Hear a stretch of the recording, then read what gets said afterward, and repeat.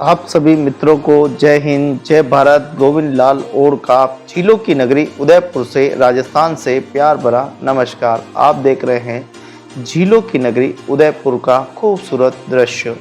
आइए दोस्तों, बहुत ही इंटरेस्टिंग वीडियो है। आज आप इस वीडियो में पूरे करीब उदयपुर का दर्शन करेंगे। उदयपुर को बड़ी गहराई से, झीलों की नगरी को आप समझ पाएंगे। तो मेरे इस ब्लॉग में आप सभी का स्वागत और अभिनंदन है। दोस्तों, अगर मेरा चैनल आपने फॉलो नहीं किया है तो सबसे पहले चैनल को सब्सक्राइब कर लीजिए, और अगर आप फेसबुक पे देख रहे हैं तो मेरे फेसबुक को आप फॉलो कर लीजिए, ताकि आपको ऐसे इंटरेस्टिंग वीडियो और भी आगे मिलते रहे। तो दोस्तों, गर्मियों में अगर आपके जाने का मन बना रहे हैं तो चले आइए उदयपुर। उदयपुर एक देखा जाए तो गर्मी थी यहाँ बहुत, लेकिन यहाँ झीलों के किनारे बहुत ठंडक यहाँ पर रहने वाली है। तो आप यहाँ पर आ सकते हैं, अपने समय को, अपनी छुट्टी को यहाँ पर सेलिब्रेट कर सकते हैं। यहाँ की ठंडी ठंडी और लजीजदार चीज़ें भी आप खूब यहाँ पर खाने पीने का एंजॉय भी कर सकते हैं। ढलती शाम के साथ उदयपुर का सुहावना बड़ा मस्त मौसम हो जाता है, जहाँ आप फतेह सागर के किनारे बैठकर या लेक पिछोला झील के किनारे बैठकर बड़े आनंद के साथ और पूरा आनंद उठा सकते हैं। झीलों की नगरी में अगर आप घूमने का मन बना रहे हैं तो बिना देर किए अपनी गाड़ी को उठाइए, सीट बेल्ट बांधिए और चले आइए फटाफट उदयपुर झीलों की नगरी, जो कि विश्व का सबसे खूबसूरत शहर है। और इस खूबसूरत शहर को और भी ज़्यादा खूबसूरत बनाते हैं यहाँ के लोग, यहाँ के नगरवासी, जिन्होंने बहुत बड़ा सहयोग दिया है। स्वच्छता की दृष्टि से हम देखें तो आज उदयपुर धीरे धीरे जिस प्रकार से मुहिम चलाई गई सोशल मीडिया पर, अखबार के माध्यम से, टेलीविज़न के माध्यम से, धीरे धीरे कहीं कहीं मेहनत एक रंग लेकर आ रही है, और धीरे धीरे एक सकारात्मक तरीके से हम सब उदयपुर को स्वच्छ बनाने में सबकी, नगरवासियों की बड़ी भागीदारी रह रही है। तो सबसे पहले धन्यवाद ज्ञापित करते हैं सभी नगरवासियों का और पर्यटकों का, जिन्होंने इस शहर को सुंदर बनाने में अपनी महत्वपूर्ण भागीदारी निभाई है। तो दोस्तों, उदयपुर वह शहर है जो ग्रीन सिटी के नाम से भी जाना जाता है और वाइट सिटी के नाम से भी जाना जाता है, और झीलों की नगरी तो यहाँ की आन और बान और यहाँ की शान है। जब राजा महाराजाओं ने इस नगर को बसाया था तो बहुत ही ध्यान रखा गया था, एक एक चीज़ का बहुत ध्यान रखा गया था। नगर कैसा होगा, झीलें कैसी होगी, महल कहाँ होगा, गलियाँ कैसी होगी, रोड कैसे होंगे, बांध कैसे होंगे, गेट कैसे होंगे, हर एक पहलू को बड़े ही ध्यान के साथ राजा महाराजाओं ने भी इस वर्षों सालों सैकड़ों सालों तक संजोए रखा। और उसके बाद जब सरकार का यहाँ पर शासन हुआ तो उसके बाद में, देश आज़ादी के बाद देखो, उदयपुर ने भी प्रगति की, देश ने प्रगति की है। मैं तो कहता हूँ कि सारे देश के जितने भी ज़िले हैं ऐसे उदयपुर की तरह खूबसूरत होने चाहिए, और वो ज़्यादा खूबसूरत है तो वैसे खूबसूरती उदयपुर में और भी होनी चाहिए। तो उदयपुर एक वह नगरी है जो बहुत ही, इसका प्राचीनतम इतिहास ही है। आप देखिए कि 7वीं शताब्दी से बप्पा गोहिल और बप्पा कालभोज, बप्पा रावल और महाराणा प्रताप, कई ऐसे वीर शिरोमणि महाराणाओं का यहाँ पर इतिहास भरा हुआ है, जिसे दुनिया देखने के लिए, समझने के लिए आती है और अपने जीवन में जो उनके जो बताए गए मार्ग पर ग्रहण करते हैं और अपने देश और दुनिया में जाकर इस बातों को आगे पहुँचाते हैं। इसीलिए इस मेवाड़ की आन बान शान हमेशा बहुत ही अलग रही है।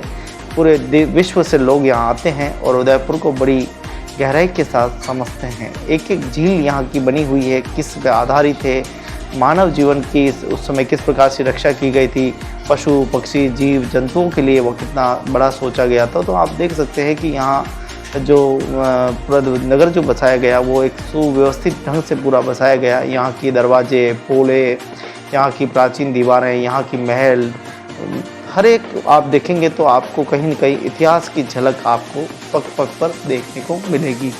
यहाँ के जो वासिंदे हैं, चाहे पूर्व में हो, चाहे युद्ध के समय हो, चाहे महाराणा प्रताप के समय युद्ध में हो, हर प्रकार से हमेशा साथ खड़े रहे और हर मुसीबत का डट कर मुकाबला किया। कुल मिलाकर हम देखें कि मेवाड़ की इस धरती पर बहुत ही खूबसूरत जो है संदेश यहाँ से निकलता है, जिसको सीखने के लिए पूरी दुनिया उदयपुर में आती है।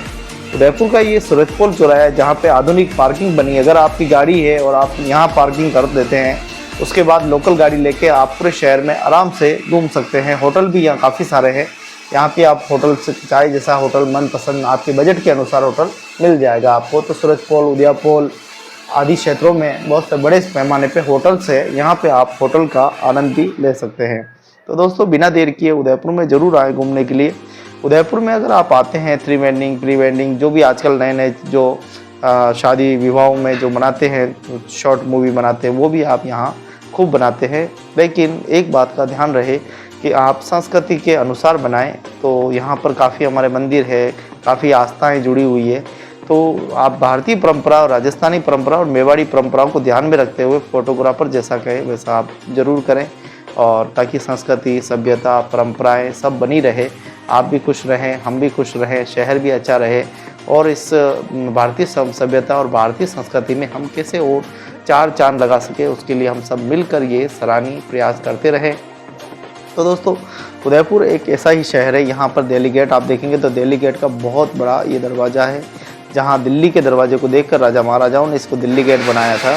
और आप देखें कि ये सामने पूरा मगरमच्छ की तरह इसे मासला मंगरा बोलते हैं, और बहुत बड़ा पहाड़ है, और प्रचंड गर्मी अभी चल रही है, अप्रैल का महीना है। तो आप देखिए सड़कों पे कुछ वाहन दिखाई दे रहे हैं।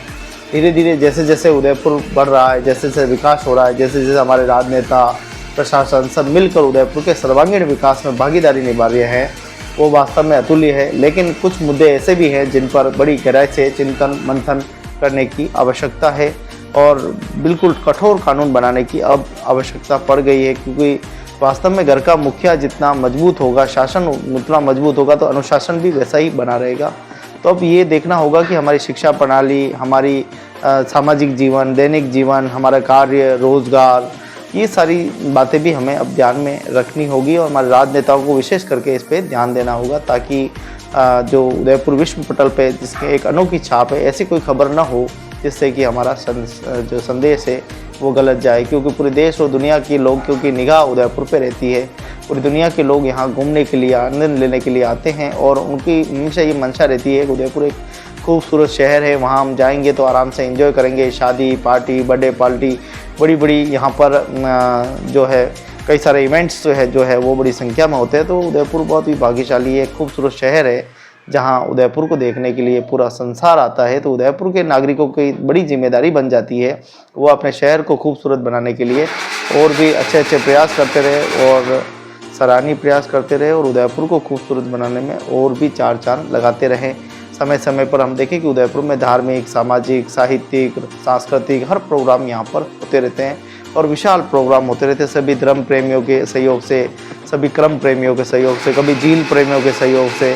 यहाँ पशु पक्षी प्रेम, आप देखिए कि यहाँ मानवता, संस्कार कूट कूट के लोगों में भरी हुई है, और उसके कई सारे हम उदाहरण उदयपुर में देखने को मिलते हैं। तो दोस्तों, उदयपुर एक ऐसा खूबसूरत शहर है जिसकी जितनी तारीफ़ की जाए उतनी कम है। मैं इसलिए नहीं कह रहा हूँ मैं यहाँ जन्मा हूँ, ये मेरी मातृभूमि है, मैं इसलिए कह रहा हूँ कि उदयपुर जैसा शहर, खूबसूरत शहर पूरे संसार में कई बार हमारे प्रधानमंत्री जी और कई राजनेता भी कह चुके हैं कि ये वेनिस की तुलना इससे की जाती है। इतना खूबसूरत ये शहर है, जितना कि यहाँ की झीलें हैं, और यहाँ प्राकृतिक झीलें हैं, मीठे पानी की झीलें, पहाड़ों से निकल कर पानी आता है। जब बरसात का समय होता है तो आप देखिए किस प्रकार से यहाँ पर पूरा मौसम ऐसा सुहावना हो जाता है कि मन मस्त हो जाता है। इतना खूबसूरत सा ये शहर है। तो इस शहर में आप जब भी आए, आप सभी का स्वागत है। पधारो हमारे देश मेवाड़ की वह संस्कृति जहाँ अतिथि देवो भव, यहाँ मेहमानों का स्वागत, संस्कार सब किया जाता है। नगरवासियों से भी निवेदन करते हैं कि समय समय पर हमारे अतिथि आते हैं उनका ख्याल रखें, और एक अनुरोध करते हैं कि ये बहुत ही खूबसूरत शहर है। यहाँ की सामाजिक, धार्मिक, राजनीतिक, वैचारिक, साहित्यिक सभी भावनाएं लोगों में व्याप्त है। तो आप जब भी आप घूमने के लिए आए तो सरेआम शराब न पिएं, सरेआम धूम्रपान न करें, सरेआम ऐसा कोई काम न करें जिससे कि आप पे भी मुसीबत हो और शहर की छवि भी धुंधली हो। आप आराम से खाएं पिएं, एंजॉय करें, अपने होटल्स में करें, अपने घरों में करें। नगरवासियों से भी निवेदन है कि आप भी कम से कम जो है धूम्रपान करें और अपने शहर को सुंदर, साफ़ सुथरा, अच्छा बनाए रखें, ताकि हमारे लोग आएँ। बहुत से हम देखते हैं जब भी तस्वीरें हमारे सामने आती है, चाकू लहराते हुए, बोतल लहराते हुए झीलों के आसपास में लोग दिखते हैं, तो काफ़ी मन दुखता है कि इस प्रकार का नहीं होना चाहिए। और पुलिस को हमेशा शक्ति, मैंने बताया, कानून मजबूत होने की आवश्यकता है, ताकि हुड़दंगों पर जो है अंकुश लगाया जा सके और मजबूत कानून होगा। क्योंकि पूरा सिटी सैटेलाइट है, सैटेलाइट पे हर वक्त ध्यान रखा जाए। कहीं पे भी कोई भी प्रॉब्लम है तो बिल्कुल कुवैत, मस्कत जो सैटेलाइट सिटी है 5 मिनट में उनको पकड़ लेते हैं, गिरफ्तार कर लिया जाता है। ऐसी सिटी हमारी भी होनी चाहिए ताकि किसी पर्यटक या किसी नगरवासी बहन बेटियों के साथ कोई भी होनी या अनहोनी ना हो, उसका विशेष करके ध्यान रखा जाए ताकि हमारा शहर और भी खूबसूरत बने। ये खूबसूरत वीडियो मैं आपको इसीलिए समर्पित करता हूँ कि ताकि हमारी शहर और हमारी जिम्मेदारी क्या है, हम क्या हैं, हमारी कितनी जिम्मेदारी है, हम कहाँ पिछड़ रहे हैं, ये सारी जानकारी हमको होना बहुत ही ज़रूरी है। राजा महाराजाओं ने जब हमारी झीलें बनाई थी, जब नदियाँ तो प्राकृतिक है, झीलें जब बनाई गई तो सारा ध्यान रखा गया था कि कहाँ जाएगा पानी, कैसे जाएगा। उस समय भी इंजीनियरिंग का बड़ा अद्भुत हम करिश्मा कह सकते हैं, कैसे वो उस समय भी पानी लाने की क्षमता थी, पाइपलाइन थी, लोहे उस समय भी बनते थे। और आज तो हमारे देखो वैज्ञानिक पति बटन दबाते ही जल देवी तैयार, बटन दबाते ही हवा देवी तैयार, पवन देव तैयार, पानी तैयार, बटन दबाते ही एसी चालू, ठंडी हवा। मतलब कुल मिलाकर हम देखें कि हम आज कितनी वैज्ञानिक प्रगति कर चुके हैं। ऐसे में हमें और भी ये सोचना होगा कि हम इस वैज्ञानिक प्रगति के साथ हम शहर को हरा भरा खूबसूरत स्वच्छ पानी कैसे दे सकते हैं। क्या हमारे घर के नाले कहीं गंदे झील में तो नहीं जा रहे हैं, हमारी वजह से किसी का कोई नुकसान तो नहीं हो रहा है।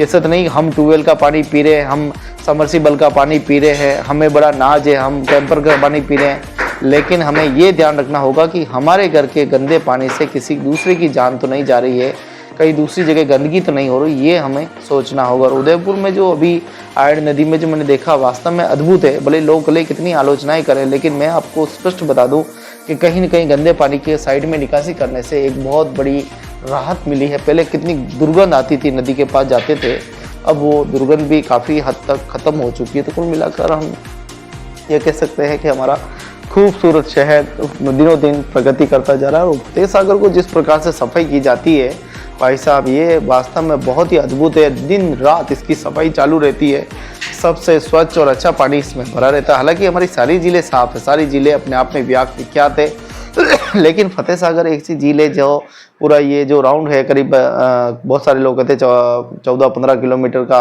अच्छा सा ये पूरा राउंड है। और यहाँ पर अगर आपको दौड़ करना है, रेसिंग करनी है या आपको तैयारी करनी है पुलिस में, तो आप यहाँ पर पूरा एक राउंड लगाते तो आपका 15-16 किलोमीटर का बन जाता। कुल मिलाकर इतनी रनिंग भी बहुत है। तो सुबह सुबह बहुत सारे लोग मॉर्निंग वॉक भी करते हैं, बहुत सारे कसरत भी करते हैं, बहुत सारे लोग खाना खा के शाम को घूमने के लिए भी आते हैं। तो फतेह सागर यहाँ की लाइफलाइन है। मैं तो चाहता हूँ सारी झीलें, जितनी भी झीलें हैं, उनके उसी प्रकोटे पे और इसी प्रकार की रोडें होनी चाहिए। लेक पिछोला की झील रोडें अभी भी अटकी हुई है, बनी नहीं है, वो भी पूरी हो जाए तो उसके बाद में वहाँ पर हम आराम से घूम सकते हैं, एंजॉय ले सकते हैं, नगरवासी आराम से रह सकते हैं, आसपास में रेस्टोरेंट बन सकती है, लोगों को रोज़गार मिल सकता है, छोटे बड़े उद्योग हो सकते हैं। तो कुल मिलाकर अगर वास्तव में टूरिज़्म सिटी और वास्तव में बढ़ावा देना, जैसे कि हमारे मेमनी जी के कलेक्टर साहब भी नए जो आए, उन्होंने भी कहा था कि मैं टूरिज़्म को बढ़ावा दूंगा, लेकिन बातें करना उसमें काफ़ी फ़र्क है। करके दिखाए तो ज़्यादा हमें अच्छा लगेगा। अभी लेक पिछोला के किनारे ये रोड अगर चालू लिंक हो जाता तो वो अच्छा है। बड़ी की पूरा परिक्रमा हो जाए तो वो लोग उस पर भी अच्छा घूम सकेंगे। जितनी भी झीलें हैं, अभी देखो गोवर्धन सागर का नाला उसमें गंदा पड़ रहा है, अभी तक उसको रोका नहीं गया। कुल मिलाकर समस्याएं ठस बनी हुई है, लेकिन अभी तक निदान नहीं हुआ है। तो सभी अधिकारी, जिम्मेदार अधिकारी, जल विभाग, वन विभाग, थल विभाग, जो भी विभाग है, ज़्यादा से ज़्यादा इस पर ध्यान दे और इस झीलों को कैसे खूबसूरत बनाएं और अच्छा कैसे बनाएं और बढ़िया कैसे हो, और लोगों के सुझाव लिया जाए और ज़्यादा लोगों को सुविधाएं दी जाए, ताकि उदयपुर शहर इतना खूबसूरत है तो और खूबसूरत बनाने में कैसे वृद्धि हो, उस पर समय समय पर समितियां बनाकर इस पर अच्छा काम किया जाए। और ख़ास करके अपराध पर नियंत्रण तो बिल्कुल हर हाल में होना चाहिए, हर जगह सैटेलाइट होना चाहिए, ताकि कहीं अपराध ना हो, किसी भी हमारे पर्यटक मेहमान अतिथियों के साथ कोई दुर्घटना ना हो, उन पर पूरी मॉनिटरिंग की जाए और इस पर अच्छी समिति बनाई जाए। तो हमारे जो गाइड है उनको भी अच्छा उनको कार्ड वगैरह जारी किए जाए, ताकि वो कहीं खड़े रहे तो लोगों को लगे कि ये हमारी हेल्प के लिए। इस प्रकार की व्यवस्था, हेल्प डेस्क बनाई जाए। बहुत सारी हम लीगल लोगों को सेवाएं प्रदान कर सकते हैं, बहुत सारी, क्योंकि इतना खूबसूरत शहर है। इतने खूबसूरत शहर में घूमने के लिए लोग आते हैं तो उनको सुविधाएं पूरी, आप जिस प्रकार से देखिए नीमच माता का रोपवे चालू कर दिया, ऐसे सज्जनगढ़ पे भी रोपवे होना चाहिए, ताकि लोग ज़्यादा से ज़्यादा ध्यान आकर्षित हो। ये जो जितने भी हमारे आसपास के जो प्राचीन मंदिर है, महादेव जी के, उबेश्वर जी हो गया, नादेश्वर जी हो गया, तो ये जितने भी प्राचीन मंदिर हैं, इन मंदिरों पे भी अच्छी से अच्छी व्यवस्थाएं हो टूरिज़्म के लिए। आसपास में अच्छे दाल बाटी जैसी वो रेस्टोरेंट भी हो तो लोग मन चाहे इधर भी जा सकते हैं, उधर जा सकते हैं, तो लोग काफ़ी लोगों को जो है बढ़ोतरी होगी, यहाँ पे आय में बढ़ोतरी होगी और लोग कहेंगे वास्तव में उदयपुर एक बहुत ही खूबसूरत शहर है, लोग बार बार यहाँ पर घूमने के लिए आएंगे। रोज़गार के आयाम ऐसे नहीं हो कि नगर निगम आए दिन लोगों को ठेले गाड़ी हटाते, तो हटाओ तो सही, लेकिन उनको अच्छी जगह भी पुनर्वास करो जहाँ उनका रोज़गार और भी ज़्यादा बन सके। आप एक को हटा के दूसरों को बिठा दोगे, उससे कोई फ़र्क नहीं पड़ने वाला है। जब तक आप स्थायी रूप से लोगों को बसाएंगे नहीं, तब तक लोग इधर उधर धक्के खाते रहेंगे, लोगों को हमेशा डर बना रहता है। अब आप उनको ऐसी जगह डाल देते हो जहाँ टूरिज़्म नहीं है, जहाँ लोग नहीं आते हैं, जहाँ उनका रोज़गार नहीं होता है और उनका घाटा हो जाएगा, तो वो कैसे काम करेंगे? घर चलाने के लिए रोटी की बहुत आवश्यकता पड़ती है। रोटी तभी आएगी जब हम अच्छा रोज़गार करेंगे। तो ये जो पूरा आप देख रहे हैं फतेह सागर की झील, यहाँ बहुत बड़े पैमाने पर लोगों को छोटे छोटे रोज़गार से जोड़ा जा सकता है। लेकिन ये नगर निगम ऐसी पॉलिसी बनाए, समिति बनाए, ताकि लोग बिना किसी राजनीतिकरण के आराम से व्यवसाय करें, धंधा करें और उनको पुलिस वाले भी उनको सपोर्ट करें। ऐसा नहीं हो कि वो भी लूट पे लूट मचाएं, उनको सपोर्ट करें, उनको संबल दे, गरीब है तो उसको अपनी तरफ से भी अनुदान दे और उसका धंधा चालू करें, तब जब उसके बच्चे, उसके परिवार हमेशा जीवन पर याद करे। ऐसा काम हमको करना चाहिए और ये काम हमारे सनातन संस्कृति में, भारतीय संस्कृति में तो सबसे अग्रणी है। देखा कैसे हम देश में जब हमारी कोविड आया, हम कैसे उठ खड़े हुए, हर आदमी के बारे में सोच रहे थे, हर व्यक्ति के बारे में सोच रहे थे। कोई घर पे भूखा ना रहो, कोई एक व्यक्ति भी भूखे की खबर आती थी तो कैसे दौड़ पड़ते थे हम लोग। लेकिन जैसे ही कोविड चला गया और हम फिर खुदगर्ज हो गए, स्वार्थी हो गए, फिर हम अपने हाल में। लेकिन हमको ये काम चालू रखना था, हम लोगों को ये काम आगे करना था। बहुत सी संस्थाएं ऐसी हैं जो देखो बहुत सारी निःशुल्क काम करें। हॉस्पिटल में भी आप देखो भोजन, जो निःशुल्क भोजन सेवा संस्थान है वो कितना अच्छा काम कर, 2014 से ही वो लगातार, और कोविड आने के बाद तो उन्होंने स्थायी कर दिया और महाराणा भोपाल में बिल्कुल 300 लोगों को पर डे भोजन फ्री करवा रहे हैं। हम क्यों नहीं कर सकते? अगर एक समिति बनाकर, दोस्तों का ग्रुप या बिजनेसमैन का ग्रुप बनाकर सोच ले कि हमको रोज़ का 500 व्यक्तियों का इस जगह भोजन करवाना है, तो आप कर सकते हैं। आपके लिए कोई बड़ी बात नहीं है। आप इतने पैसे तो रोज़ ही ख़त्म कर देते हैं। अगर आप अच्छाई में खर्च करेंगे तो जीवन भर आपको याद करेंगे, लोग इससे आपको याद भी करेंगे और भूखे को भोजन मिल जाएगा, प्यासे को पानी मिल जाएगा। इससे ज़्यादा लोगों को क्या चाहिए? अगर आप उनको रोज़गार भी दे देते हैं तो ये आपका बड़ा उपकार होगा कि उनको, उनका आने वाला भविष्य अच्छा होगा। भोजन कराने से तो एक दिन उसकी आत्मा तृप्त हो जाएगी, पेट तृप्त हो जाएगा, लेकिन अगर आपने उनको रोज़गार दे दिया तो वो जीवन भर अपना पेट भर पाएंगे। तो ऐसी छोटी छोटी योजनाएं बनाकर, सज्जनगढ़ बहुत अच्छा सेंचुरी है, सज्जनगढ़ के आसपास बहुत सारे रेस्टोरेंट खुल सकते हैं। आप आज के समय तो छोटे छोटे सब्जी मंडी, छोटी छोटी मंडियाँ बनानी चाहिए, जिससे लोगों को छोटे छोटे स्थायी रूप से रोज़गार मिले और वहाँ का जो आय है वो भी बढ़े। और हर जगह, जैसे एक समय था हमारा जो ये पूरा सुभाष सर्कल है, सज्जनगढ़ मार्ग है, या मल्ला तलाई पूरा जो मार्ग है, यहाँ पर एक समय था जब बहुत कम लोग रहते थे, लेकिन धीरे धीरे धीरे आज ये सेक्टर ने वृद्धि की, आज एक विशाल नगर के रूप में उभरा है। आप देखें कि कई परिवर्तन यहाँ पर हुए हैं। ये फतेह सागर झील के किनारे किनारे कच्चे पक्के रोड थे, पक्के हुए, डामरीकरण हुए, अच्छे हुए, बसलें लगी। बसलें तो राजा महाराजा के समय भी लगी थी, लेकिन वो पत्थर की लगी थी, उसके बाद में सीमेंटेड हुई। और तो ये विकास की जब बात होती है तो लगातार सरकार को, सभी को मिलकर इस काम को हम सबको करें तो मुझे लग रहा है कि हम एक अच्छी देश भी बना सकते हैं, एक अच्छा राज्य बना सकते हैं, एक अच्छा जिला बना सकते हैं, एक अच्छा गांव, एक अच्छी डाणी बना सकते हैं। उदाहरण के लिए अगर देखें तो बहुत सारे गांव भी बहुत आगे है। कई गांवों ने सोलर प्लांट लगाकर अपने गांव को बिजली रहित किया है। कई लोगों ने अच्छी ऑर्गेनिक खेती करके गांव को बहुत ही अच्छी आय जो है वो मिली है। कई औषधि जो है उन्होंने की है, कई धोली मूसली जैसी खेती की है। मतलब कुल मिलाकर वैज्ञानिक प्रगति इतनी हो रही है, तो क्यों ना हम भी अपने शहर, अपने गांव को स्मार्ट बनाएं। अपने गांव के लोगों के लिए बहुत कुछ करने की आवश्यकता है। हम अपने लोगों के लिए ज़्यादा खर्च करें, लोगों को संबल बनाने के लिए और ज़्यादा हम मेहनत करें और हमने लोगों को आगे कैसे बढ़ा सके उसके लिए हम प्रयास करें, ताकि हम एक भारत, समृद्ध भारत, सुखी भारत और आदर्श भारत, एक दूसरे के भावनाओं का, एक दूसरे का समर्पण भाव, ऐसा भारत हम सब बनाएं, ताकि हमारा शहर फूले फले आगे बढ़े। और ऐसी खूबसूरत व्यवस्थाएं भारतीय परंपराओं में ही होती है। भारत के कोने कोने में आप देखेंगे तो इस प्रकार से आपको समाज सेवी लोग सोचने वाले मिलेंगे। विश्व में इतने सारे देश है, लेकिन अगर कहीं मानवता बसती है तो वो भारतीय परंपराओं में और सनातन संस्कृति में सबसे ज़्यादा है। भारतीय परंपराओं में लोग एक दूसरे के प्रति बहुत सोचते हैं। यहाँ तो कोई जानवर भी मर जाता है तो लोगों की आंखों में आंसू निकल आते हैं। इतने तो हमें ये भी सोचना होगा कि हमें अपने पशु पक्षी जीव जंतुओं को भी बचाना है। अगर हमने उन सब को नहीं बचाया तो आने वाले समय में सिर्फ हम पोस्टर में देख कर काम चलाएंगे। हम सिर्फ गाँवों को सिर्फ टीवी पे और खाली पोस्टर में देखेंगे, हमारे गाँव भी सभ्यता लुप्त हो जाएगी। तो हमें सबको बचाना है, सबको अपने संस्कारों का सभ्यताओं का ध्यान रखते हुए हम सबको सुव्यवस्थित तरीके से हमको रहना भी है। हमारी संस्कृति, हमारी कितना अच्छा भारतीय परंपराओं में देखिए कितने अच्छे विवाह होते हैं, कितनी अच्छी शादियां होती है, कितने अच्छे हमारे यहाँ पे छोटे छोटे कार्यक्रम, मौत मरण भी होती है तो बहुत संस्कार और सभ्यताओं के साथ होती है। हर एक चीज़ का ध्यान। हमारे गाँव कितने यहाँ के स्मार्ट है, आप देखिए, स्वयं अपने आँखों से देखिए कितनी हमारी आपसी समाजों में समन्वय। 6000 से ज़्यादा हमारे भारत देश में बोलियाँ बोली जाती है, भाषाएँ बोली जाती है, फिर भी हम भारतीय लोग एक दूसरे को आराम से समझ लेते हैं। हम सब भारतीय एक है, नेक है और हम अपने देश की प्रगति के लिए हमेशा योगदान देते आए हैं। चाहे वो गांव के सरपंच हो, चाहे सचिव बन के करते राजकीय कर्मचारी हो, चाहे हम पार्षद हो, चाहे हमारे मेयर हो, चाहे हमारे कमिश्नर साहब हो, सब मिलकर भारत की प्रगति में सब सहयोग प्रदान करते हैं। तो दोस्तों बात इतनी है कि हमारे गांव भी स्मार्ट होने चाहिए, रोड स्मार्ट होने चाहिए, वहाँ की व्यवस्थाएं स्मार्ट होनी चाहिए, ताकि स्कूल स्मार्ट होनी चाहिए, शिक्षा पद्धति स्मार्ट होनी चाहिए। बच्चों को अच्छे संस्कार के लिए वहाँ कोई न कोई ऐसी शाला खोलनी चाहिए जहाँ शाम को बच्चे बैठे खेल मनोरंजन में बच्चों को जोड़ना चाहिए, जिस खेल में उनको रुचि है। हालांकि बहुत सारे, लेकिन हमारे टीचर्स सबकी जिम्मेदारी बनती है कि वो कोई न कोई ऐसे प्रोग्राम लेके आए जिससे बच्चों में वृद्धि हो और वो उनकी शिक्षा से छूटे नहीं और वो आगे निरंतर बढ़ते रहे, देश के सर्वांगीण विकास में अपनी भागीदारी निभाते रहे। ये रोड बहुत ख़राब था पहले, ये सज्जनगढ़ वाला मार्ग है पूरा, जिसे आप मानसून पैलेस के नाम से भी जानते हैं, सज्जनगढ़ एरिया सेंचुरी है।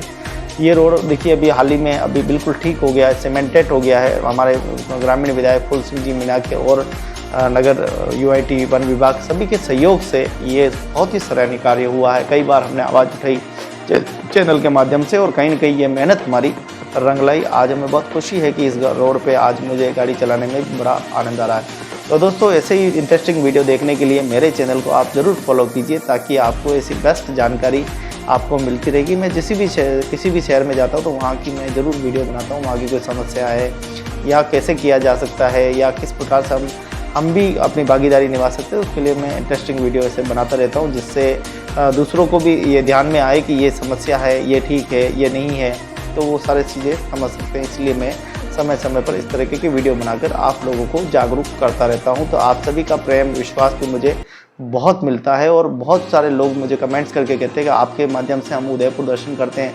देश और विदेश में बैठे हुए लोग भी मुझे बहुत प्रेम और आशीर्वाद प्रदान करते हैं।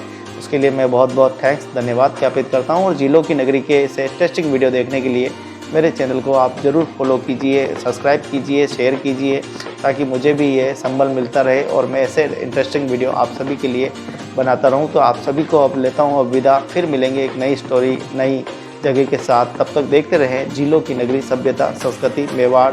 आप सभी का बहुत बहुत धन्यवाद। जय हिंद, जय भारत।